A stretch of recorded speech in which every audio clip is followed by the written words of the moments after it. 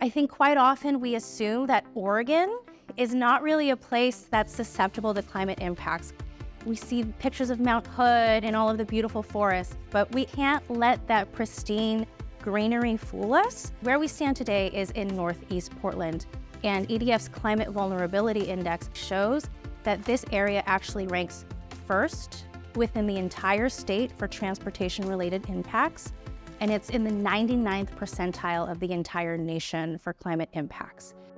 Today, we are visiting City of Roses Disposal in Portland, Oregon, to see something really amazing: a fully electric refuse truck, a heavy-duty truck that is doing mission-critical work, doing the job that it needs to very effectively. The impact I would say this vehicle is having in our local communities is mainly tied to visibility, really a reflection of the ethos of this city and the culture that we have here as a state and as a region around sustainable practices and sustainable investments. And I also think it's a really bright beacon for the youth in this community to see drivers that look like them, that are employed by a company that is owned by people that look like them, providing sustainable solutions for their community. When the opportunity presented itself to get an electric garbage truck, we wanted to be the first ones in the state. Frankly, we wanted to be on the cutting edge. We're here in Northeast Portland, a very underserved, marginalized community of color.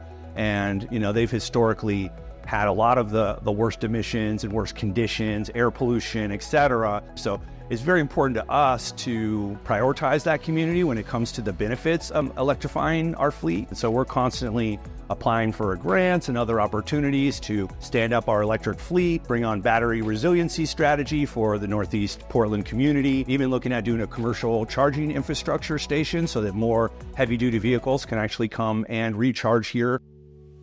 We've obtained a lot of support from our local utility, Portland General Electric, who provided us an opportunity to apply on the Drive Change grant, which enabled us to buy the actual truck, and it contributed to the whole project development in terms of the infrastructure as well as the charger itself to make this project a reality.